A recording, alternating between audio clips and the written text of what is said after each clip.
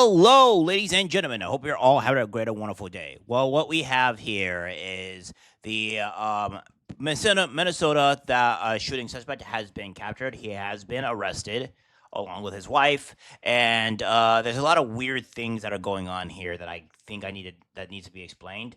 There may be a second person involved in this after doing a little bit more research. So, with that being said, let's get right to the end of this. So we have this here. Says Minnesota lawmaker shooting suspect had cache of weapons, hit list in vehicle, and court documents show.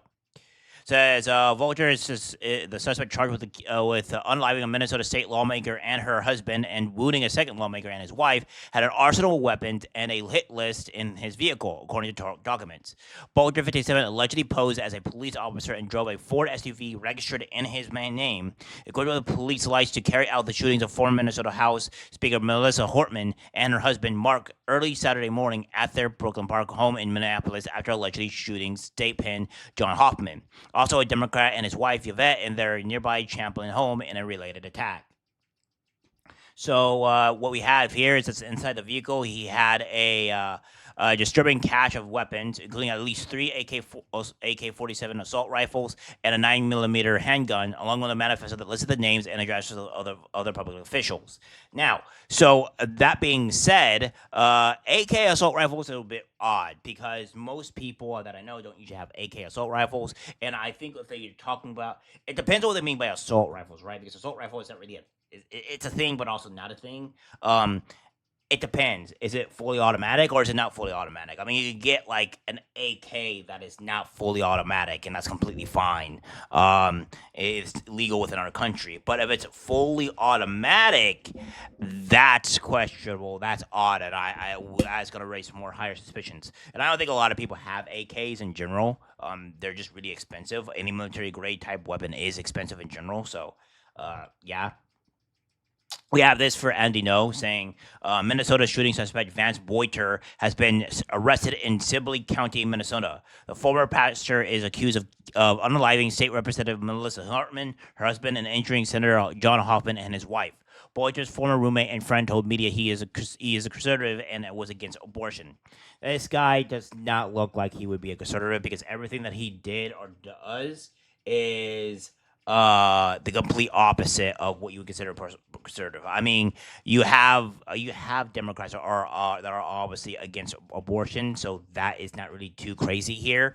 You have I don't know see what that really means anything. The point, but this being said, is that he has too much stuff that is making him related to being closer to Democrat, like being brought in by Tim Walz, being appointed. So, I mean, there's that too. And I highly, highly doubt that a Democrat is going to even remotely choose a Republican to be in part of their party at all. So that doesn't make any sense. If you're being put in by Tim Walz, then you're most likely a Democrat. Like, there's a 95% chance that you're a Democrat. We have this here from Jerry Memes, says the suspect who posed as law enforcement and assassinated Representative Melissa Hortman today has been identified as 57-year-old Vance Boiter. Tim Walz appointed Boiter to one of the governor's boards from 2019 to 2023. Hortman was the lone Democrat who voted to cut health care access for adult illegal aliens. Boiter became the symbol of today's No Kings drama. Never forget, when Democrats don't get their way, they become violent. Well, we already know that. The plot thickens. Democrat shields are insisting that Vance Boiter lived in a small house with a Papa John's delivery guy who swears he's a Trump supporter. The reality is he's married with a family and owns on a sprawling property. This is what we have here. We also have this here where this is the other guy in question, which we will get into. This is his family here. And We're taking a look at the home. This is what we have here with the home that he was in. A look at the home of what is believed to be the suspect in now the shooting deaths of state lawmaker Representative Melissa Hortman and her husband Mark. Yeah, so that's what we have here. He says no king's assassin. Just weeks after Tim Walz called on his minions to ramp up the violence, Representative Melissa Hortman was assassinated. Hortman stood up to Democrats and voted to put Americans first. Yeah, we all have a lot of evidence here where Tim Walz has advocated for violence. So this is not good here. A $50,000 reward is being offered for the No King's assassin, fans Luther Boiter. Uh, so yeah, we have that here. Again, he was already arrested. Uh, Somehow he's gained weight. It's very odd. We have this here. Boys are captured, etc., etc. So yeah, this is what we have here. Uh, and we have this here Good morning. to where we have from Nick Sorter saying Minnesota assassin Vance Borger's wife Jenny has been detained after a traffic stop where authorities found a weapon, ammo, cash, and passports. Jenny also previously worked for Tim Walz. This story is getting weirder. So we have this here. Reporter Tom Hauser, and Tom has new information from multiple law enforcement sources about Belter's wife being detained today, Tom. Yeah, I've been working the phones for several hours, as you know, trying to track this down while we were all covering the manhunt here in the Twin Cities this morning. Sources tonight tell me the case was also taking a turn about 90 minutes to the north near Onamia in Mille Lacs County.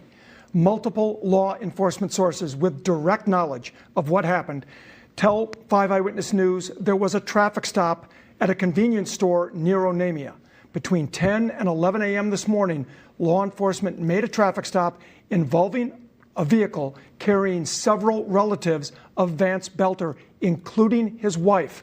We have talked to an eyewitness who says about a dozen law enforcement squads converged on the vehicle and remained on the scene for 2 to 3 hours. We are also told by several of our sources the vehicle contained a weapon, ammunition, cash, and passports. Now, to our knowledge, no one in that group has been arrested, just detained for questioning. It's also unclear why they were stopped, whether they were being tracked, or if it was a random traffic stop. I am told briefings about this incident are ongoing yet tonight, and we will continue to track more developments. And again, sources say Vance Belter's wife is among those detained for questioning, and I did have one source. Yeah. So again, this is what we have here, and this is weird. So not only was this guy appointed and worked for Tim Walz, his wife also was working for Tim Walz, and the fact of the matter is that is that she also had weapons, a weapon, ammo, and cash, including passports in her car. That's very weird. That's odd. Well, I mean, the passport and cash is not necessarily too weird, but the weapon and ammo being in the car is weird, especially in this specific scenario, right?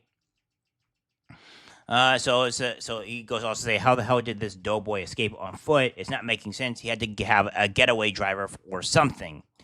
And this is where we go down to this guy here. We have this from O-Hour or 0 Hour. What would be so important you need to get a hammer and smash the window out of a roommate's vehicle? This one thing does not add up. Someone was not at the residence to provide access. Remember, he lived in the home part-time. Something of great value was in that car. So this is the guy that that I talked about before earlier, the guy that's in the piece of Papa John's shirt.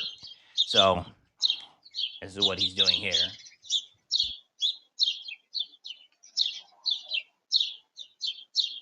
So he's looks like he's going outside or something, or not. He's outside, but it looks like he's trying to get like the hammer to actually bust in the window. Yeah, see, there you go. So yeah, so he needed to get something in there. We don't know what that is. Which is I'm very surprised the car alarm didn't go off. They need to make better alarms, man. Like, this is ridiculous. Like, this car should be fucking beeping like a sailor right now. So yeah, he did this. And what we have more is with this is that this guy loves the cameras, can't get enough of it. Day 4, no bath yet. It says the U.S. Attorney's Office is reviewing whether Bolger will face federal charges. he should face federal charges for what happened here. Him not facing federal charges would be asinine. Again, we have this here. You're right, he's not. Here's a report from his roommate Matt saying he went to his car at 6 a.m. It was the vehicle Vance broke the window out of. Camera was on the White House and noticed the two buildings behind of the vehicle to the right. Both matched the color as well. So yeah, so we have this here. This is the house in question here with they mentioned. This is the car. Yeah, it ain't looking too great. So yeah, they both look exactly the same. That is very odd. We have this here. It says the other funny thing about David is how hard he is injecting himself into this investigation. He keeps wanting to talk about it with the press. Odd behavior for someone who's involved in a traumatic event. Most cases they hide. This guy won't shut up. He goes also to say, I hope FBI Bongino dumps his phones and combustors both at work and home. Double check if he has access to any politician's addresses. Every Papa John employee has a work ID. So yeah, there's a lot of questioning here that's been going on, and there might be two other people involved. We have here Vance Boyker was trying to dish the murder weapons and effed up, dropped the hat in a panic. His downfall is a hat. So yeah, this is what's going on here. This is very questionable. I am not sure what's going on. There could be two other people involved. We'll see on how that goes. We also have this here that Minnesota shooting suspect Vance Boyter ran bogus security company and faced struggles after a prolonged stint in Africa. Reme says, yeah, well, because Africa got its USAID funding removed, so we'll see how that goes. But again, this is crazy. I think there might be multiple people involved here. I think that there needs to be a bigger investigation. We'll see what's going to happen in the next coming days, maybe even a week or so. I'll keep up with this report, but this is wild. I'm starting to think there's more than one person involved at this point, because this is very, very odd, and we need to see what happens later. All right, guys, that's it for the video. Like, share. As always, take care, my friends.